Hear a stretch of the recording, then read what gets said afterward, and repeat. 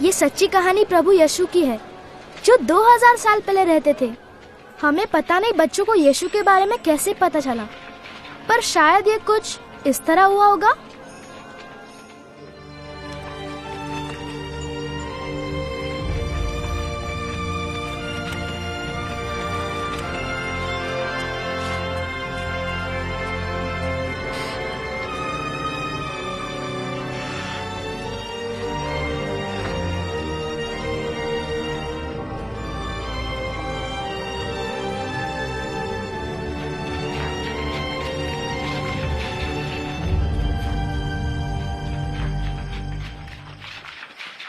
किसी ने तुम्हें देखा? नहीं तो मुझे भी नहीं। तुम्हें? शायद नहीं। ठीक है, आओ चलें। तुम कुछ भी कहो, मैं नहीं मानता। मैं सचमुच मानता हूँ कि यीशु को परमेश्वर ने भेजा है, क्योंकि वो चमत्कार करता है। ये जादू भी तो हो सकता है, वरना ये बात कैसे समझाओगे? यही तो बात है जोन, मुझे समझने की जरूरत ही नहीं। ऐसे चमत्कार तो केवल परमेश्वर ही कर सकते हैं। तुम्हारा मतलब है जैसे अंधों को आंखें देना? हाँ। मुझे इस पे जरा भी विश्वास नहीं।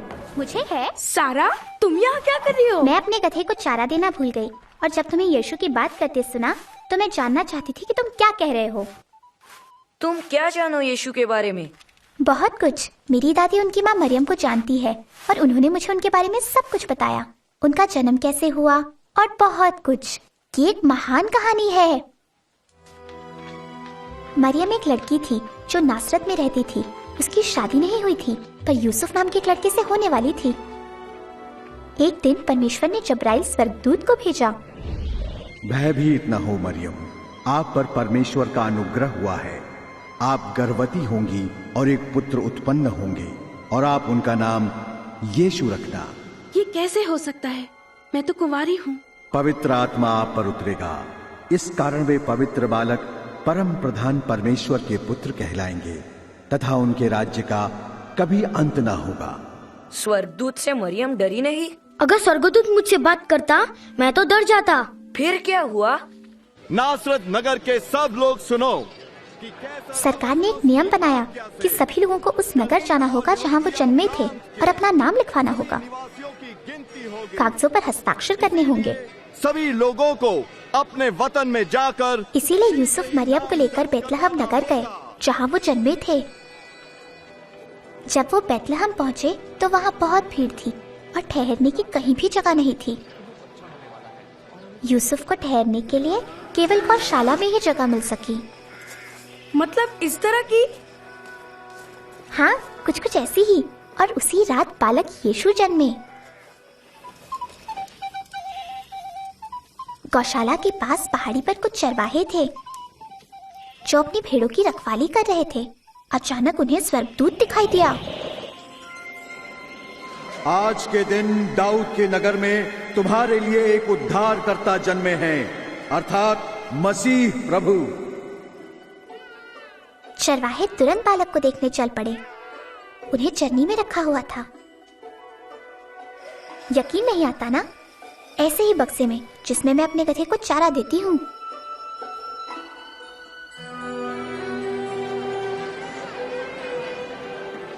जन्म के बाद मरियम और यूसुफ यीशु को यरूशलेम के मंदिर में लाए। वो परमेश्वर से प्रेम करने वाले एक व्यक्ति शिमोन से मिले।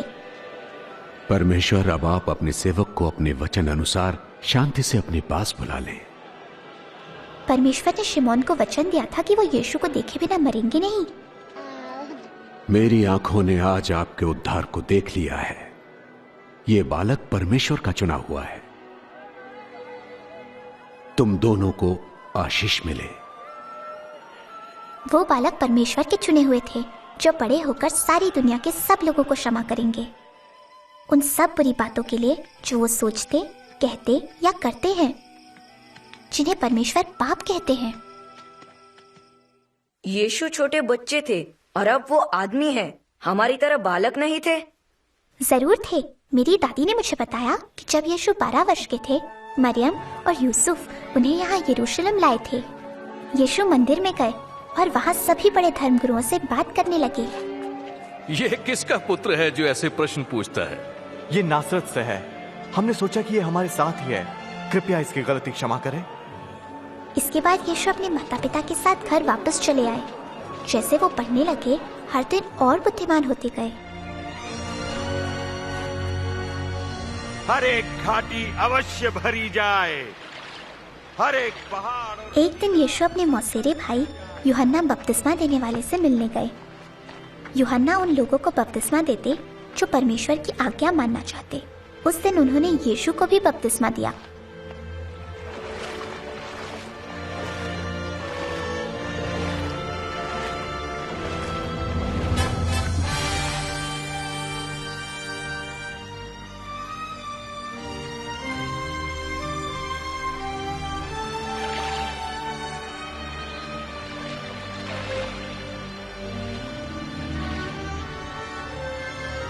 और जो लोग वहां थे उन्होंने आकाश से परमेश्वर की आवाज सुनी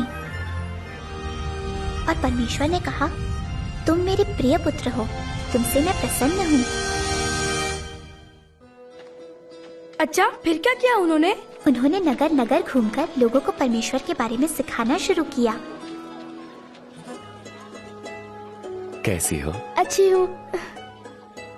यीशु वापस नासरत गए जहाँ वो पले बड़े थे। एक दिन वे मंदिर गए और वहाँ धर्म गुरुओं ने उन्हें परमेश्वर की पुस्तक धर्मशास्त्र पढ़ने को कहा। पवित्र शास्त्र का जो भाग यीशु ने पढ़ा उसमें लिखा था कि परमेश्वर यीशु को भेजेंगे ताकि सारे लोग हमेशा परमेश्वर के संग रह सकें।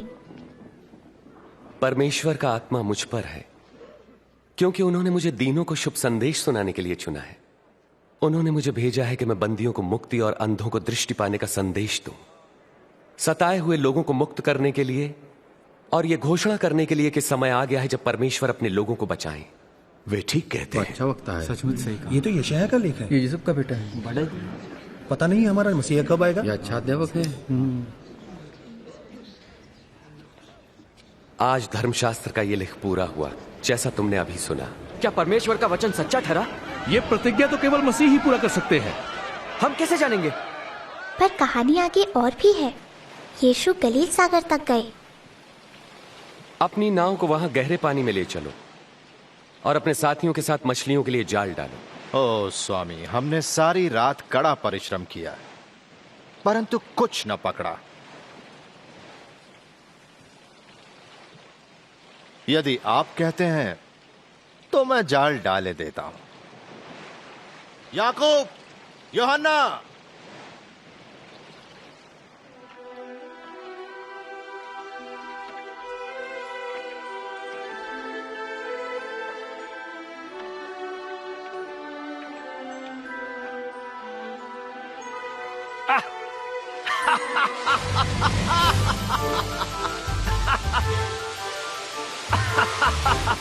याकूब, यूहन्ना, अपनी नाव इधर ले और हमारी सहायता करो जल्दी। हम नहीं आ सकते, बहुत नाव है। इस तरफ ज्यादा ना भरो। जाल अंदर खींचो। अरे ध्यान से, अरे जरा खिसको। नहीं आता। अरे क्या खींचो, जाल खींचो। अरे क्या बात है। लगता है तभी पतरस समझ गया कि यीशु परमेश्वर के पुत्र हैं। पर पतरस डर गया। उसने अपने जीवन में बहुत सी गलत बातें की थी। वो समझ नहीं पा रहा था कि कैसे इतने पवित्र और महान यीशु उस जैसे पापी को स्वीकार करेंगे। प्रभु, मेरे पास से चले जाइए, मैं एक पापी मनुष्य हूं। तुम डरो मत। मुझे चलना चाहिए। हाँ, मुझे भी चलना चाहिए। मुझे भी। अच्छा, मिलते हैं। मिलते हैं।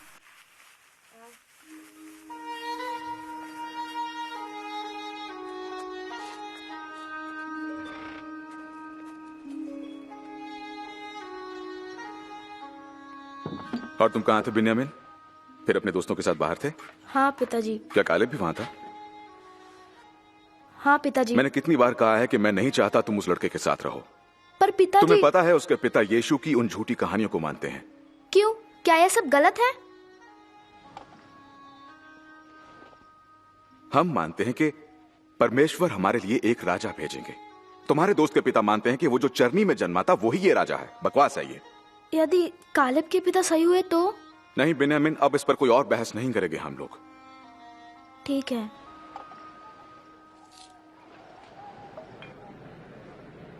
दुष्ट अपनी दुष्टता और अधर्मी अपने बुरे विचार छोड़कर परमेश्वर के पास आएं और वे उन पर दया करेंगे और उन्हें पूर्ण क्षमादान देंगे। तुम आनंदित रहोगे और तुम्हें शांति मिलेगी। सुनो, आज क्या हुआ तुमने सुना? मैं वही थी। क्या पता? यीशु मंदिर में लोगों को परमेश्वर के प्रेम के बारे में बता रहे थे। अंदर भारी भीड़ जमा थी और उससे भी ज्यादा लोग बाहर रुके थे। सब उन्हें देखना चाहते थे। यीशु, यीशु, मेरी इकलौती बेटी को बचा ले प्रभु, मुझ पर दया करे। मेरी बेटी केवल 12 वर्ष की है और मरने को है। कृपा करके मेरे साथ चलिए। यार, मुझे बड़ा दुख है। यीशु, तुम्हारी बेटी नहीं रही, इसलिए गुरु को कष्ट ना दे। डरो नहीं, विश्वास रखो, वो ठीक हो जाएगी। सुना तुमने उन्होंने क्या कहा? उन्होंने कहा वो ठीक हो जाएगी। ये तो असंभव है। ये यकीन नहीं होता।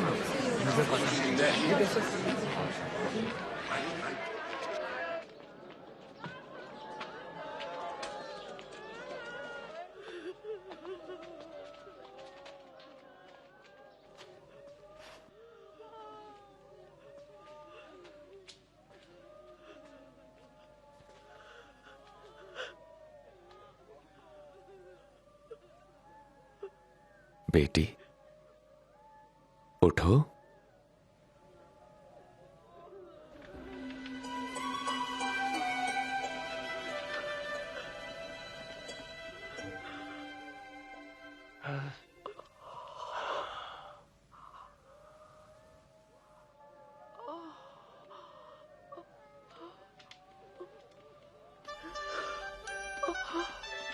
इसे कुछ खाने को दो।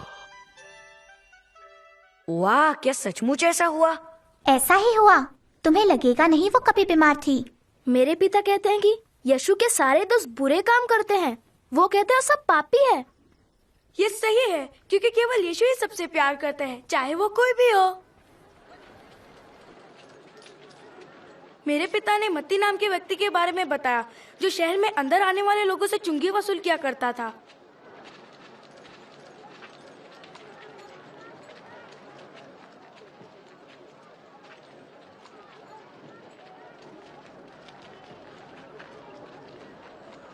मेरे पीछे आओ।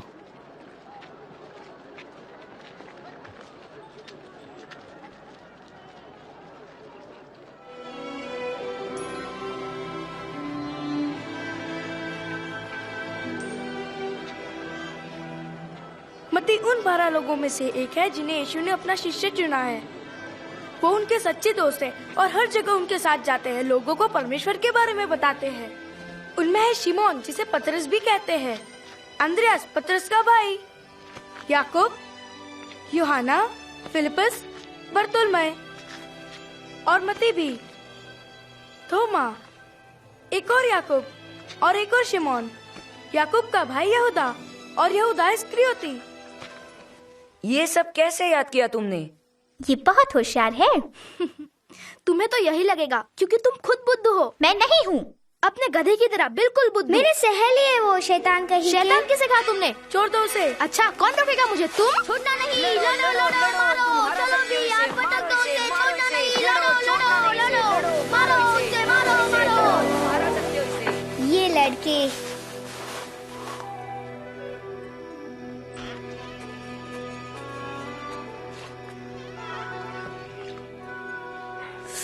दर्द हो रहा है। और दर्द होगा अगर इसे साफ नहीं करेंगे। क्या हुआ इसे? इसने झगड़ा किया। मैंने तुमसे नहीं पूछा है लिया। माफ करो। वो मेरा कालेब से झगड़ा हो गया। ये यीशु की बात कर रहे थे। ये और इसके दोस्त हमेशा सारा की गौशाला में मिलते हैं। मैंने तुमसे कहा था ना कि यीशु की बात करने का कोई फायदा नहीं है। वो हमारा राजा नहीं है और ना ही कभी होगा। पिताजी, मुझे लगता है वो सचमुच परमेश्वर के पुत्र हैं। बहुत हो चुका।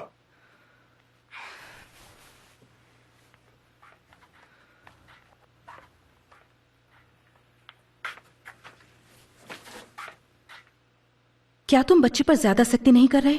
मुझे नहीं लगता, पर अब जल्दी ही बात साफ हो जाएगी।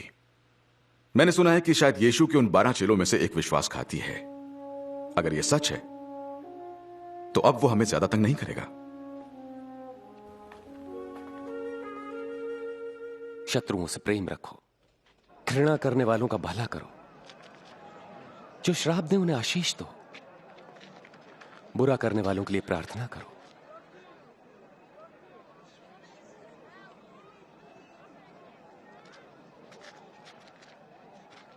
तुम्हारे एक गाल पर कोई थप्पड़ मारे तो उसकी ओर दूसरा भी फेर दो।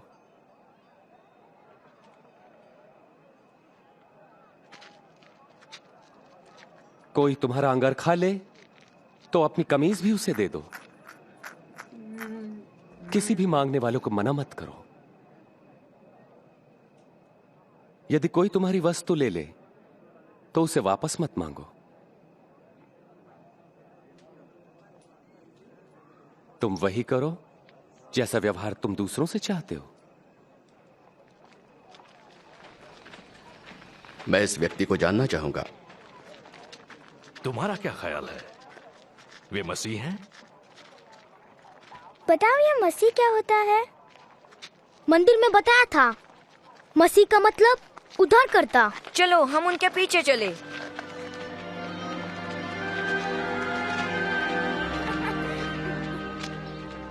है ना बढ़िया भोजन। हाँ। क्या यीशु के किए चमत्कार देखे? यकीन नहीं आता। उन्होंने चुंगी वालों और पापियों को भी मित्र बना लिया है।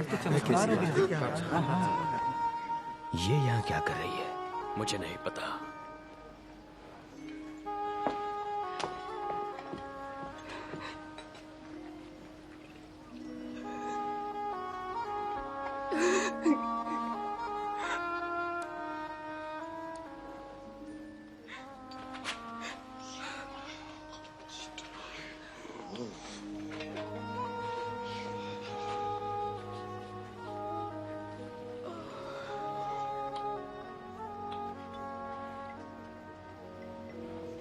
यदि ये मनुष्य सचमुच कोई भविष्यवक्ता होता तो जान लेता कि ये स्त्री कैसी है जो उसे छू रही है। वो जानता कि वो कैसा पापमय जीवन जी रही है। मैं जानता हूं कि ये स्त्री कौन है शिमोन। मैं तुम्हें एक बात बताता हूं। किसी महाजन के 2 कर्जदार थे, एक पर 500 और दूसरे पर 50 रुपए का कर्ज था।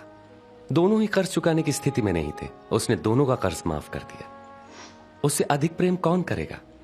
मेरे ख्याल से जिसका अधिक कर्ज माफ हुआ। तुमने ठीक कहा। इस स्त्री को देखो।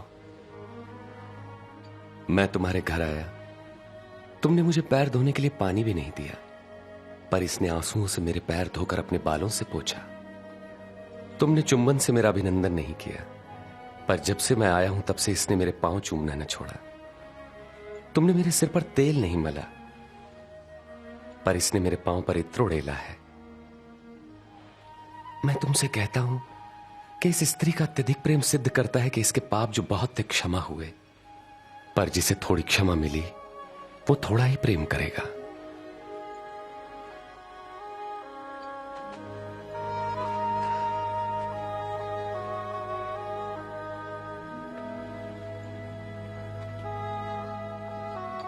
तुम्हारे पाप क्षमा हुए।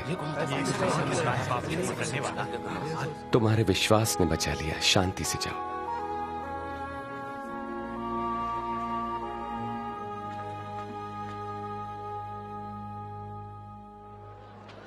कृपया मुझे उठा लीजिए। आ जाओ मेरे कंधे पे। मसीहा, अब तुम देख सकते हो? हाँ, मैं यीशु को देख सकता हूँ। एक बीज बोने वाला बीज बोने निकला। बोते हुए कुछ बीज मार्ग के किनारे गिरे और रौंद डाले गए, और पक्षियों ने उन्हें चुग लिया।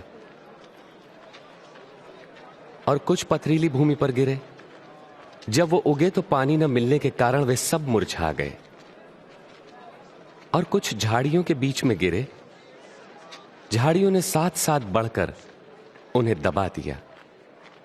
परंतु कुछ बीज अच्छी भूमि पर गिरे और सभी पौधों ने उगकर फल दिया, प्रत्येक ने 100 गुना। इस उदाहरण का अर्थ यह है, बीज परमेश्वर का वचन है। मार्ग के किनारे गिरे बीज उन्हें दर्शाते हैं जो वचन सुनते हैं, पर शैतान आकर उनके मन में से वचन चुरा लेता है ताकि वे विश्वास करके कहीं मुक्ति न पालें। पथरीली भूमि पर गिरे बीज उन्हें दर्शाते हैं जो वचन सुनकर आनंद से ग्रहण करते हैं, पर जड़ नहीं पकड़ पाते। वो कुछ देर तक विश्वास करते हैं और परीक्षा की घड़ी आने पर टिक नहीं पाते। झाड़ियों में गिरे बीज उन्हें दर्शाते हैं जो वचन सुनते हैं, परंतु जीवन की चिंताओं, धन, मोह व भोग विलास में फंसने से उनके फल कभी नहीं पकते। वे बीज जो अच्छी भूमि पर गिरे उन लोगों के प्रतीक हैं जो वचन सुनकर उसे भले और आज्ञाकारी मन से ग्रहण करते हैं और फलवंत होने तक उन्हें संभाले रखते हैं।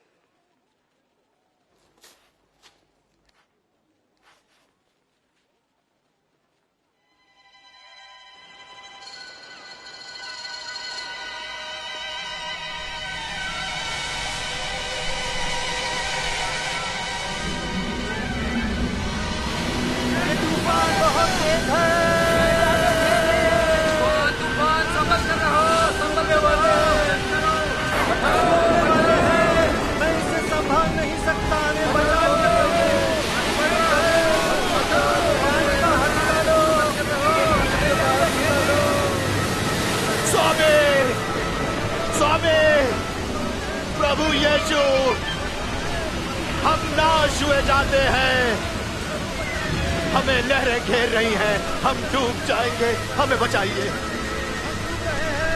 हमारी मदद करो, बचाइए प्रभु, अरे बहुत बड़ी तूफान है, सबर कर रहा भाई।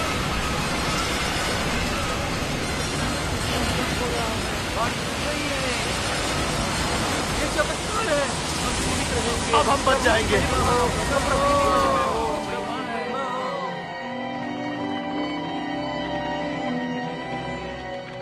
कहां गया तुम्हारा विश्वास?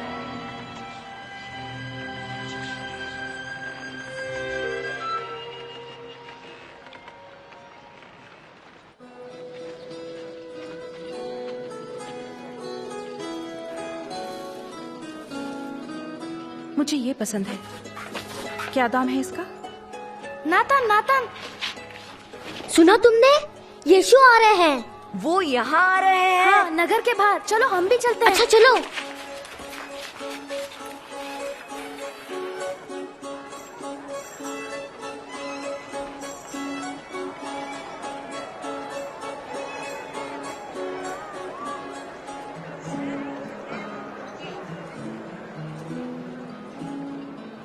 माफ करो बेन्यामिन, मैंने तुम्हें मारा।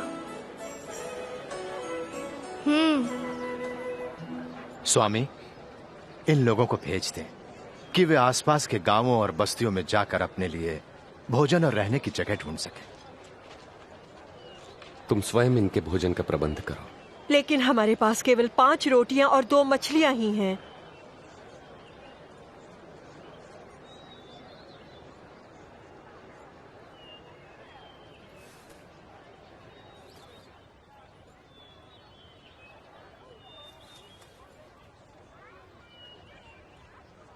धन्य है आप प्रभु परमेश्वर, सृष्टि के मालिक, जो धरती पर अन्न उपजाते हैं।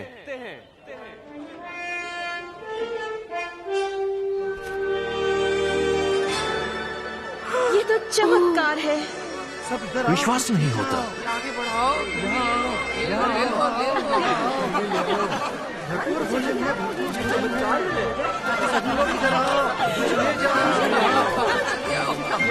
आगे बढ़ो, ये लगातार हो गया। ये चमत्कार ले लो। आगे बढ़ो, आगे बढ़ो, आगे बढ़ो, आगे बढ़ो। तुम्हें अभी भी विश्वास नहीं यीशु परमेश्वर के पुत्र है?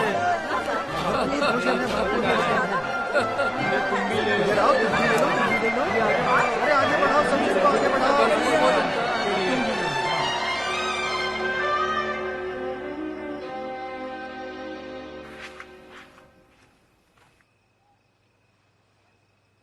कहां गए थे तुम? पिताजी, आपको सच बताना ही होगा, हम यीशु से मिलने गए थे। क्यों? मुझे अभी भी विश्वास नहीं हो रहा, जबकि मैंने अपनी आंखों से देखा है। उन्होंने 2 मछली और 5 रोटियों से पूरी भीड़ को खाना खिलाया। क्या पता योनाथन, शायद वो सचमुच मसीह हो। अच्छा, तो अब तुमने भी ये बकवास मारनी शुरू कर दी है क्या?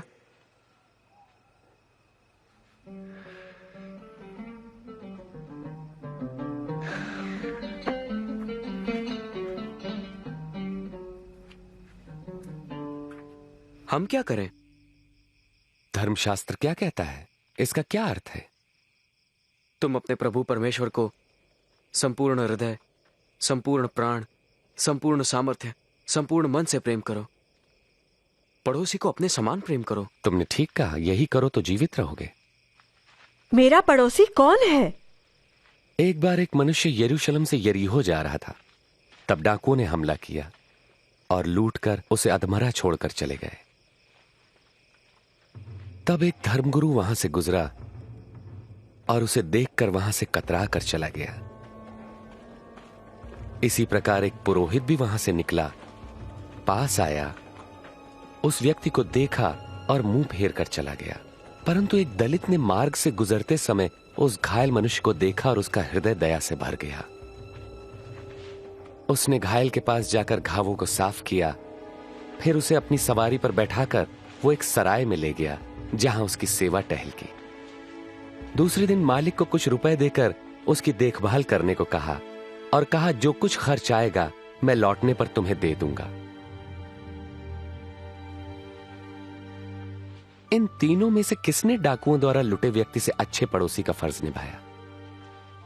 जिसने उस पर दया की। फिर तुम भी यही करो।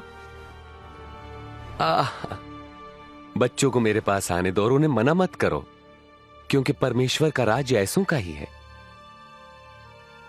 मैं तुमसे सच कहता हूं, जो कोई परमेश्वर के राज्य को एक बालक की तरह ग्रहण नहीं करता, वो उसमें कभी प्रवेश न करेगा। जो कोई मेरे नाम से इस बालक का स्वागत करता है, मेरा करता है। जो मुझे स्वीकार करता है, मेरे भेजने वाले को करता है। तुम में सबसे छोटा ही सबसे महान है। दे दो, गरीब को कुछ दे दो, गरीब की मदद करो, गरीब की मदद करो। हे, यहाँ क्या हो रहा है? कौन जा रहा है? नासरत के यीशु यहाँ से जा रहे हैं। प्रभु यीशु, हे दाऊद की संतान, मुझ पर दया करे। उन्होंने चमत्कार किए हैं। शायद अभी भी कुछ करेंगे। चुप रहो। चुप रहो। मैं तुम्हारे लिए क्या करूं? मैं फिर से देखना चाहता हूं।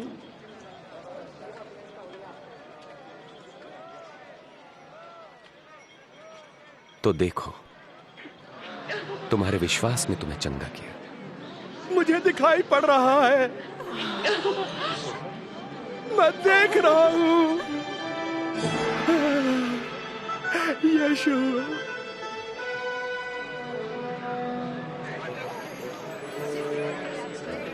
ये मनुष्य भविष्यवक्ता है। मेरे प्रभु और स्वामी, मुझे बचाइए। हे प्रभु, हमें बचाएं, हमें बचाएं। प्रभु की स्तुति हो। हमें सच्ची राह दिखाइए प्रभु। हाँ, मैं भी उन्हें देख रहा हूँ।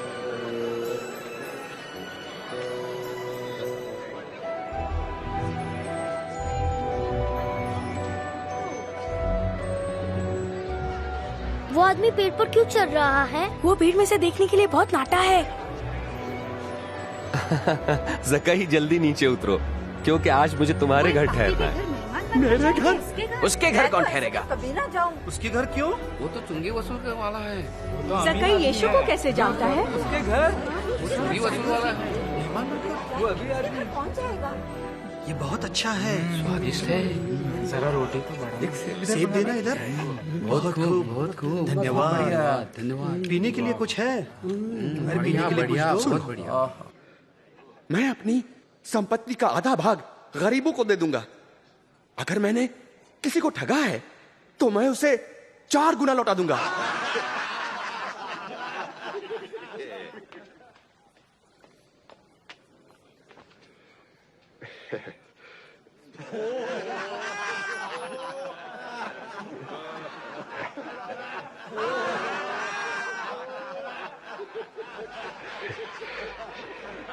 मैं नहीं मान सकता कि एक चुंगी लेने वाला पैसा वापस करे। असंभव। आज इस घर में मुक्ति आई है। ये मनुष्य भी इब्राहिम के वंश से ही है। मैं खोए हुओं को ढूंढने और उनका उद्धार करने आया हूं।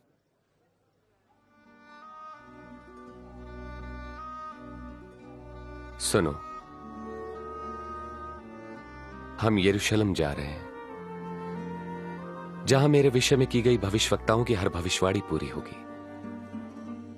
मुझे अन्य जातियों के हाथ सौंपा जाएगा। वे मेरा उपहास करेंगे, मुझे अपमानित कर मुझ पर थूकेंगे, कोड़े लगाएंगे और मार डालेंगे। परंतु तीसरे दिन मैं जी उठूंगा।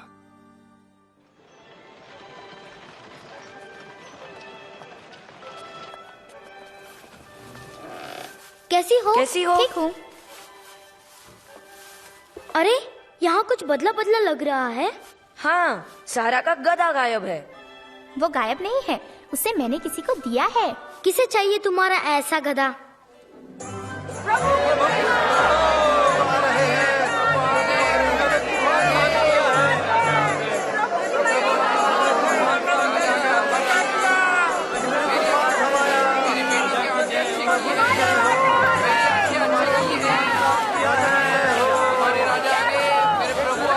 गुरु, अपने शिष्यों को आज्ञा दे कि वे शांत रहें। मैं कहता हूं, यदि ये चुप रहे तो स्वयं ये पत्थर चिल्ला उठेंगे।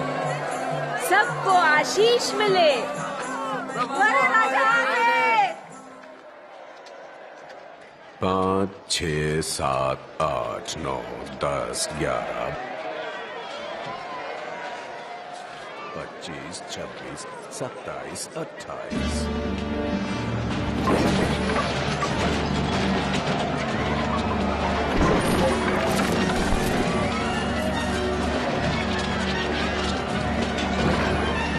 यीशु गुस्से में क्यों है?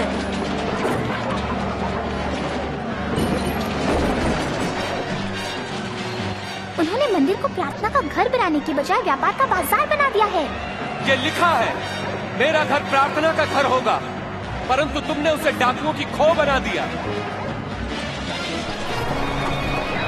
ये मेरे जानवरों को भगा रहा है, रोको उसे, रोको उसे।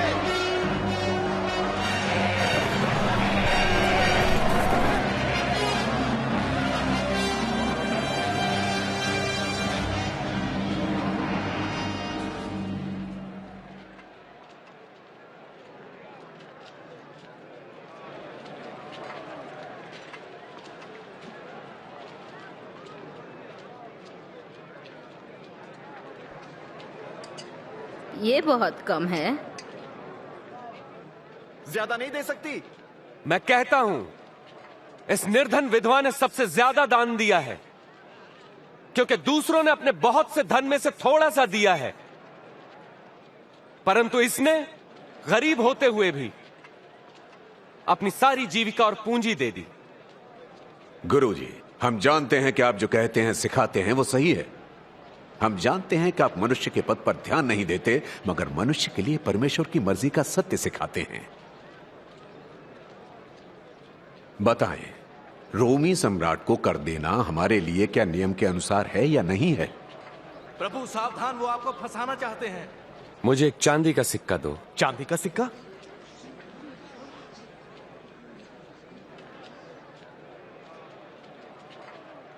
इस पर किसका चित्र और नाम अंकित है? राजा का।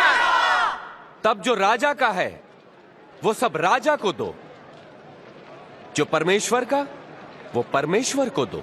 क्या जवाब है तुम्हारा? सही कहते हैं। ठीक कहा। क्या उत्तर देंगे? ये क्या है?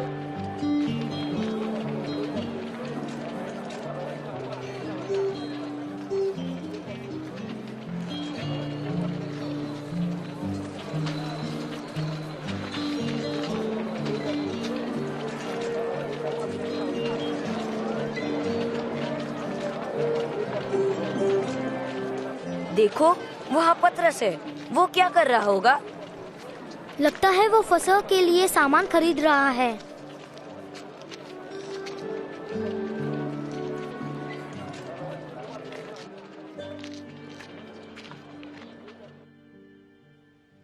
मेरी बड़ी इच्छा थी कि दुख भोगने से पहले ये फसह का बोझ तुम्हारे साथ खाऊं। मैं तुमसे कहता हूं, परमेश्वर के राज्य में इसका उद्देश्य पूरा न होने तक मैं इसे नहीं खाऊंगा।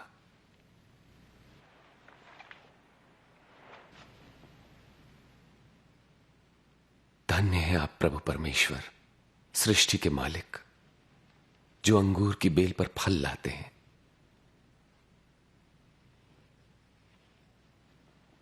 इसे लो और आपस में बांट लो।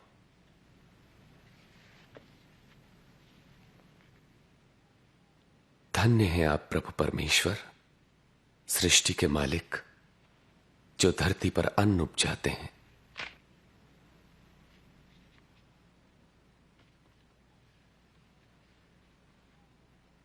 यह मेरी देह है जो तुम्हारे लिए दी जाती है।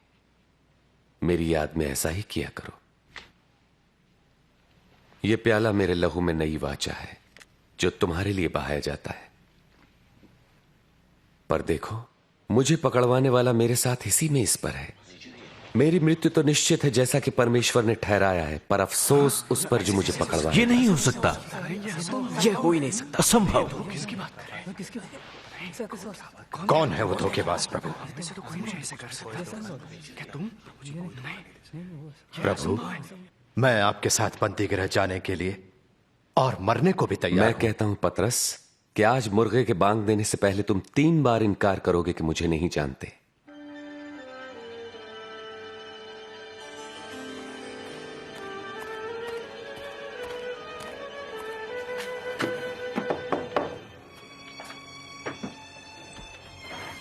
धर्मसभा ने फैसला कर लिया है।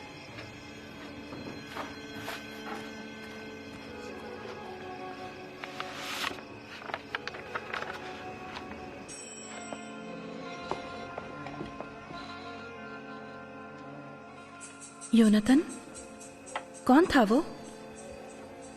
ऐसा लगता है कि इस राजा कहलाने वाले का राज्य अब खत्म होने वाला है। मुझे अभी धर्मसभा का संदेश मिला है। यीशु के शिष्यों में से एक है यहूदा इस्करियोती, जो उसे गिरफ्तार करवाने के लिए राजी हो गया है।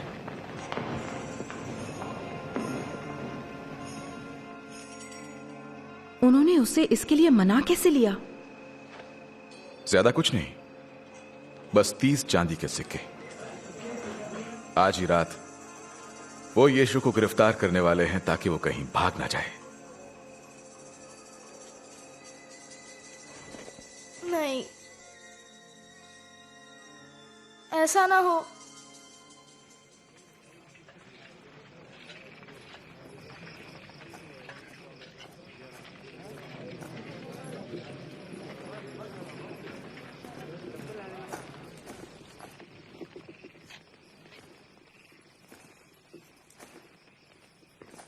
यहूदा,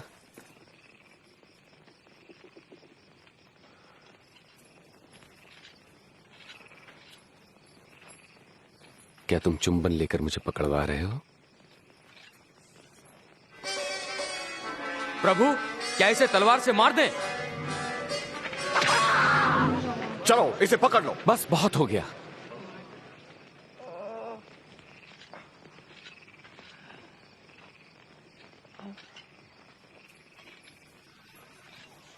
चमत्कार। मुझे डाकू समझकर तुम तलवारें और लाठियां लेकर आए हो। मैं मंदिर में हर दिन तुम्हारे साथ था, तब तुमने मुझे नहीं पकड़ा।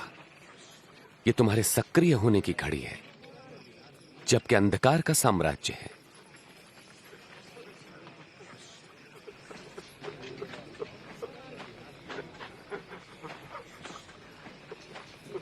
पकड़ लो इसे।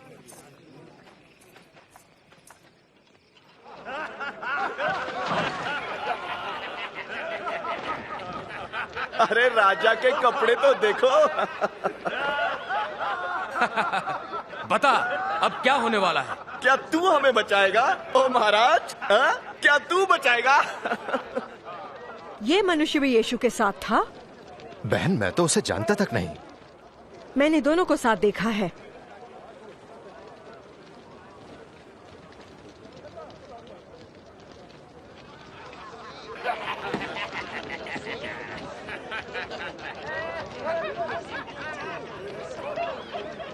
तू भी तो उनमें से एक है। वो मैं नहीं।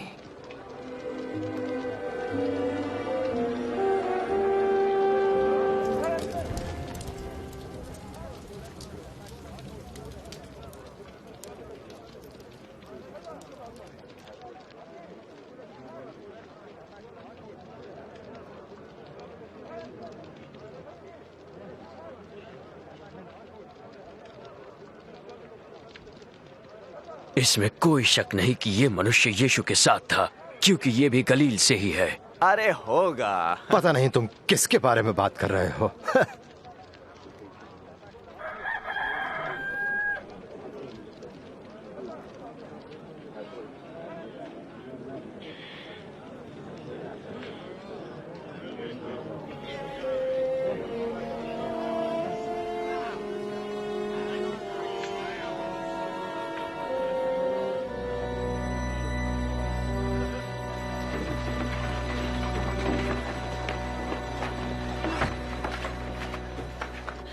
Nathan, Nathan.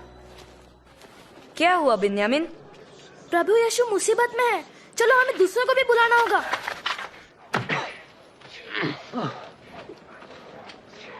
बोल, तुझे किसने मारा? भविष्यवाणी कर, अब तुझे कौन मारेगा?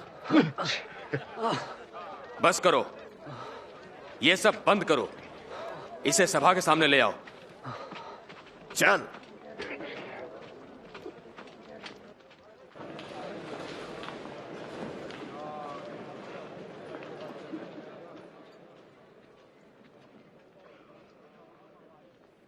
हमें बता, क्या तू ही मसीह है?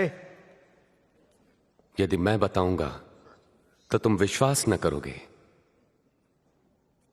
यदि मैं तुमसे प्रश्न पूछूं तब तुम उत्तर न दे सकोगे। लेकिन अब से मैं निश्चय ही सर्वशक्तिमान परमेश्वर के दाहिनी ओर बैठूंगा। तो क्या तू परमेश्वर पुत्र है? हां, मैं हूं। ये परमेश्वर का पुत्र कैसे हो सकता है? किसने इसे ये कहने का अधिकार दिया है? परमेश्वर का पुत्र नहीं हो सकता। हमने खुद अपने कानों से सुना कि इसने क्या कहा।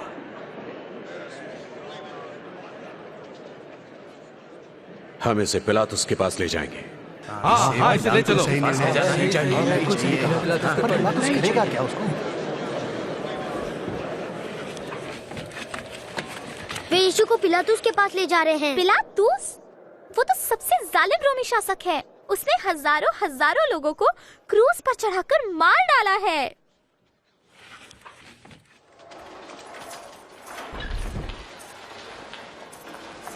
चलो।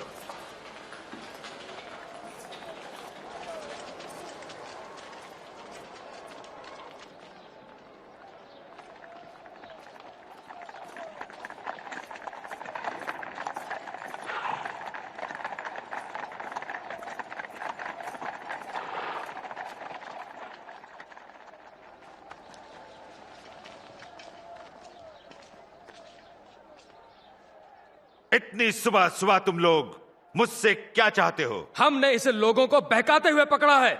इसने मंदिर के बाजार में खलबली मचा दी। इसकी सजा क्या होगी? इसे दंड दो। मैं इस मनुष्य में दंड देने योग्य कोई अपराध नहीं पाता। हमने इसे दोषी पाया। रोमी सम्राट को कर देने को मना करता है, मसीह होने का दावा करता है, और राजा भी। राजा? क्या आप यहूदियों के राजा हैं? तुमने खुद कहा। इसने ये सब गलील में आरंभ किया था, अब यहां भी आ पहुंचा है। गलील में? क्या ये मनुष्य गलीली है? ऐसा है तो इसे राजा हेरोदेस को सौंप देना चाहिए। वो अभी भी यरूशलेम में ही है ना? इसे वहां ले जाओ।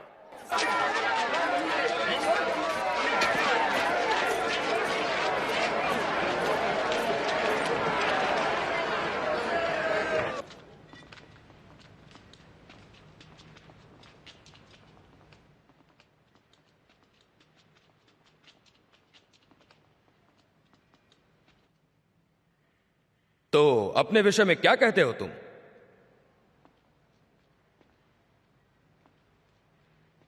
वे कौन है जिन्हें तुम अपना शिष्य कहते हो?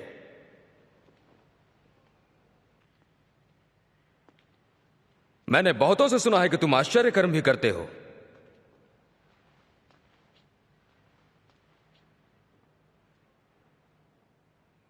फिर मेरे लिए भी कुछ करो।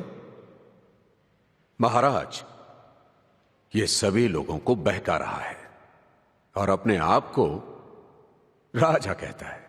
ये मनुष्य राजा?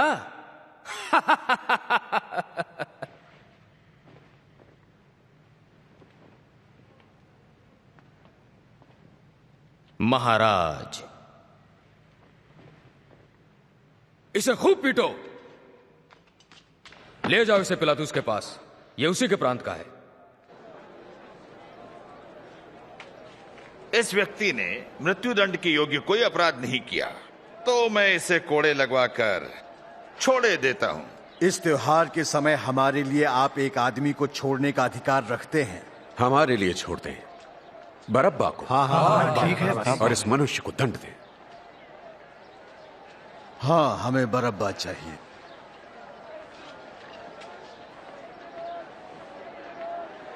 इसे क्रूस पर चढ़ाओ।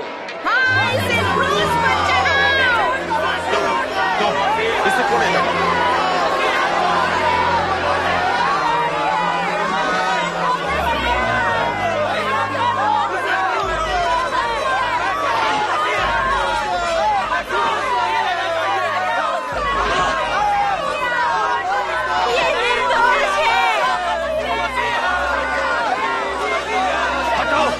आगे बढ़ो, उठो। चल, पीछे हटो, आगे बढ़ो जब मैं कहूं। वे उन्हें मार तो नहीं डालेंगे ना? उठो, उठ।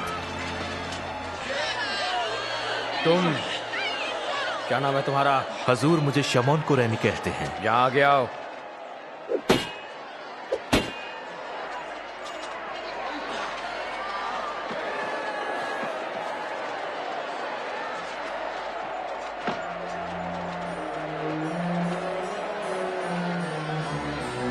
पीछे छोड़ो उसे।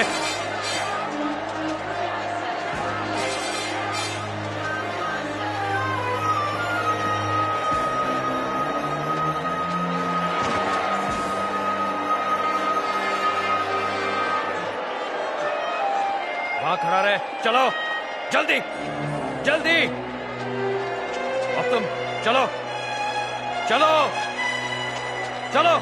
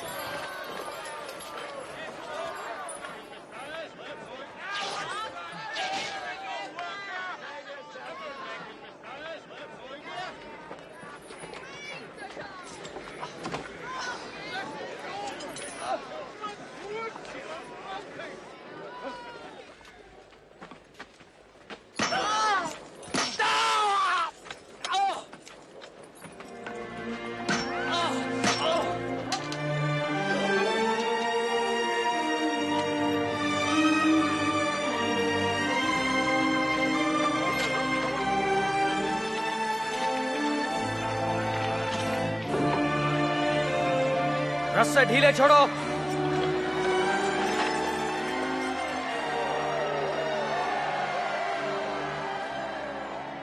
हे पिता, इन्हें क्षमा कर। ये नहीं जानते कि क्या करते हैं।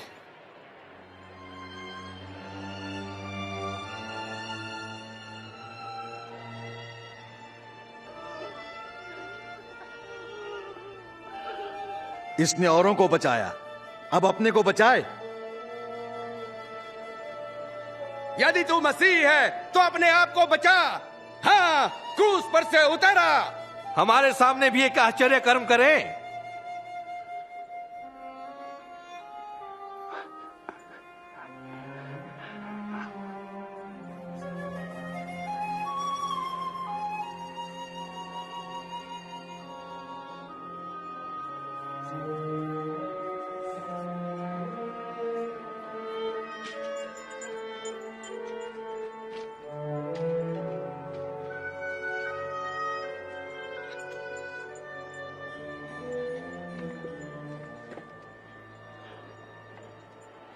तख्ती पर क्या लिखा है? लिखा है यहूदियों का राजा। अगर यीशु राजा है तो उनसे ऐसा बर्ताव क्यों? मुझे पता नहीं।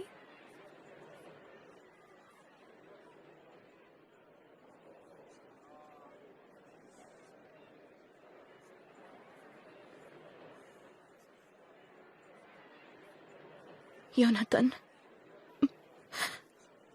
कहीं कहीं ऐसा तो नहीं कि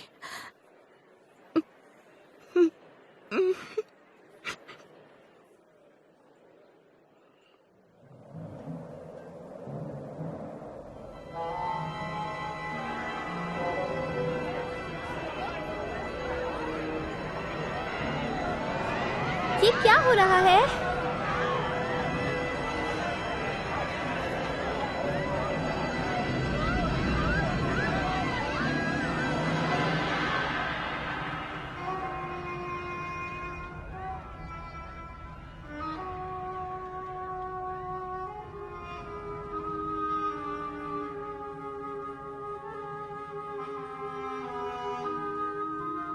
हे पिता, आपके हाथों में मैं अपनी आत्मा सौंपता हूं।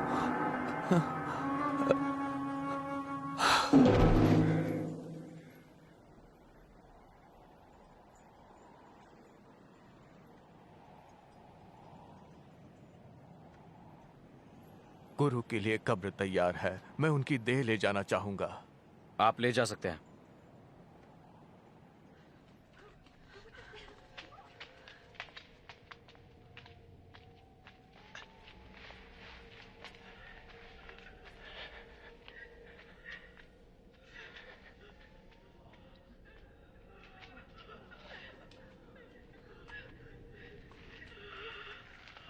हमारे पास मसाले और सुगंधित तेल हैं प्रभु की देह के लिए। वो तो ठीक है, मगर चलो, विश्राम दिन शुरू होने वाला है।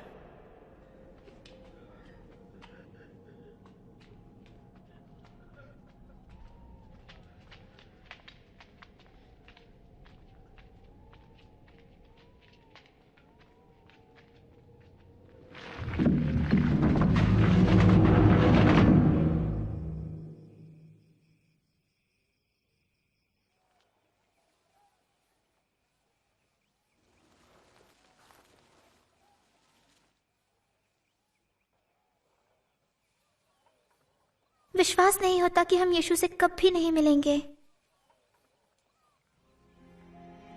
रुको एक मिनट, याद नहीं तुम्हें यीशु ने बार बार क्या कहा था?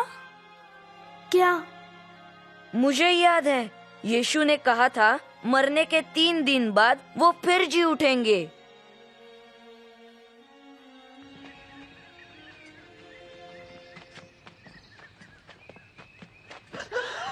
देखो, पत्थर हटा हुआ है।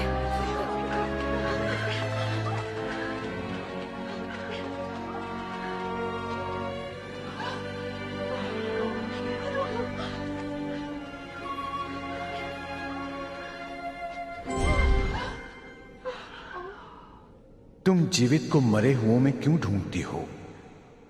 वे यहां नहीं हैं, पर जी उठे हैं। तुम्हें याद है कि गलील में उन्होंने क्या कहा था? वे पापियों के हाथ पकड़वाए जाएंगे, क्रूस पर चढ़ाए जाएंगे और तीसरे दिन जी उठेंगे।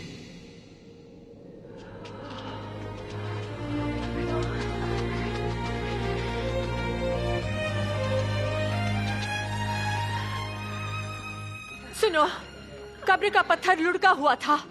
हम अंदर गए, पर हमारे प्रभु का शव वहां नहीं है। नहीं है? और 2 मनुष्य हमें दिखे, स्वर्गदूत चमकते सूर्य समान, और हमसे ये कहा, तुम जीवित को मृतकों में क्यों ढूंढती हो?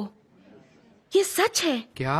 क्या ये संभव है? ये तो हो ही नहीं सकता है। विश्वास कीजिए, किसी और को विश्वास कीजिए। हमने उनको देखा, आप भी जाकर देखें। कब्र खाली है, प्रभु वहां नहीं है। आप हमारा विश्वास करें।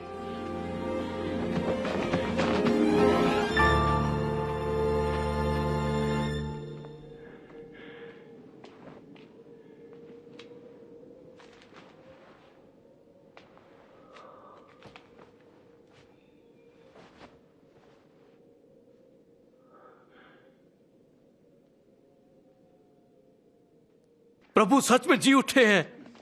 वे पतरस को दिखाई दिए। हम जब रास्ते में थे उन्हें नहीं पहचान सके। पर रोटी तोड़ने पर ही हमने उन्हें पहचाना। इम्माउस में वे वहां कैसे पहुंच गए?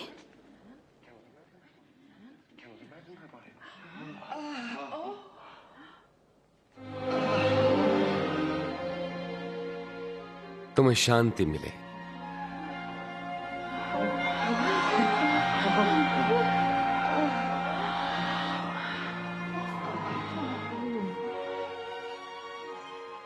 तुम क्यों इतनी चिंतित हो? तुम्हारे मन में शंका क्यों उठ रही है?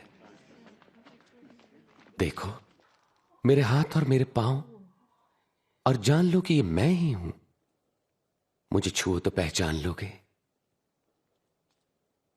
क्योंकि आत्मा के हड्डी और मांस नहीं होता जैसा मुझ में देखते हो। मैं यही बातें तो करता था जब तुम्हारे साथ था, कि मेरे विषय में मूसा की व्यवस्था, भविष्यवक्ता के लेखों और भजन संहिता में लिखा सब पूरा होना था। यही तो लिखा है कि मसीह को दुख उठाना और तीसरे दिन मृतकों में से जी उठना है। उनके नाम से पश्चाताप और पाप क्षमा का संदेश यरूशलेम से लेकर सारे संसार में प्रचारित किया जाएगा। जब कालेब ने बताया कि प्रभु यीशु परमेश्वर के पुत्र हैं, मैंने नहीं माना। फिर मैंने उन्हें चमत्कार करते हुए देखा और उन्हें परमेश्वर के प्रेम के बारे में बताते हुए सुना। मैंने देखा उन्होंने यीशु को कैसे सताया, उन्हें बुरी तरह पीटा और कीले ठोककर उन्हें क्रूस पर चढ़ाया और मरते हुए देखा। फिर उनका शरीर उतारकर ले जाते हुए देखा। पर कभी ये नहीं सोचा था कि मैं यीशु से दोबारा मिलूंगा। लेकिन फिर एक अद्भुत बात हुई। परमेश्वर की बात सच हुई। उन्होंने वचन दिया था कि यीशु फिर जी उठेंगे और कहा था कि अगर हम माने कि प्रभु यीशु परमेश्वर के पुत्र हमारे लिए मरे, तो हम उनके साथ हमेशा जीवित रहेंगे। मैं बहुत खुश हूं, क्योंकि यही तो मैं चाहता था। वाह, कितनी महान कहानी है और सच्ची भी। कालेब, योएल, नातन, बिन्यामिन के साथ आपने देखा और जाना कि यीशु कौन है। आपने देखा और सुना कि मैंने यीशु को कैसे अपना परमेश्वर माना और मैंने प्रभु यीशु को चुन लिया। अब आपकी बारी है चुनने की। क्या आप यीशु के सामने अपनी गलती मानेंगे? शायद आप कहेंगे, मुझे मालूम नहीं, या पहले मुझे अपने माता पिता से बात करनी होगी, या इसके लिए मैं अभी तैयार नहीं। या आपका जवाब होगा, हाँ, मैं अभी इसी समय यीशु को स्वीकार करता हूँ। मैं चाहूंगा यीशु मेरे सभी पाप क्षमा कर दे, सभी गलत बातें जो मैंने सोची, कही और की। और आप उनसे कह सकते हैं कि आप उनके साथ हमेशा हमेशा के लिए रहेंगे। जब भी आप हाँ कहना चाहें, आप परमेश्वर से बात करें अपने ही शब्दों में, या प्रार्थना करें इस तरह, हे प्रभु, मैं मानता हूँ यीशु आपके पुत्र हैं। धन्यवाद देता हूँ कि यीशु ने क्रूस पर प्राण दिए मेरी सभी गलत बातों के लिए जो मैंने सोची, कही या की। कृपया मेरे सारे पाप माफ कीजिए। मैं यीशु से कहता हूँ कि मेरे साथ हमेशा रहे और मुझ में बसे। जैसा आप मुझे बनाना चाहते हैं वैसा ही बनाएं। मेरी प्रार्थना सुनने के लिए धन्यवाद। आप ये प्रार्थना अभी करना चाहेंगे? अगर आपका उत्तर है हाँ, तो मेरे साथ ये प्रार्थना करें। मैं प्रार्थना करूंगा, आप मेरे पीछे एक एक वाक्य दोहराइए। हे प्रभु, मैं मानता हूं यीशु आपके पुत्र हैं। धन्यवाद कि यीशु क्रूस पर मरे। सभी गलत बातों के लिए जो मैंने सोची, कही और की। मेरे सारे पाप माफ कीजिए। मैं यीशु से कहता हूं मेरे साथ रहे और सदा मुझ में बसे। मुझे जैसा आप बनाना चाहते हैं वैसे ही बनाए। मेरी प्रार्थना सुनने के लिए धन्यवाद। आमीन। आप परमेश्वर के वचन पर विश्वास रखो कि वे आपसे प्रेम करते हैं, पाप क्षमा करते हैं और हमेशा आपके साथ हैं। अगर आपने ये प्रार्थना की है तो औरों को भी बताइए, माता पिता, दादा दादी या दोस्त। आप जीवन की सबसे अद्भुत यात्रा शुरू करने वाले हैं। ये नई दोस्ती यीशु और पिता परमेश्वर के साथ है। परमेश्वर का प्रेम समझने के लिए 4 बातें सहायक होती हैं। परमेश्वर की किताब बाइबल रोज पढ़िए। वहाँ परमेश्वर ने आपसे बहुत से वादे किए हैं। परमेश्वर से बात कीजिए। आप परमेश्वर से कुछ भी, कहीं भी, किसी भी समय कह सकते हैं। दूसरों को अपने दोस्त यीशु के बारे में बताइए। जो उन्हें मानते हैं और प्रेम करते हैं, उनसे मेलजोल रखो। हमें सचमुच बहुत मजा आया यीशु की सच्ची कहानी सुनाकर। अब आपकी बारी है, दोस्तों को भी सुनाइए।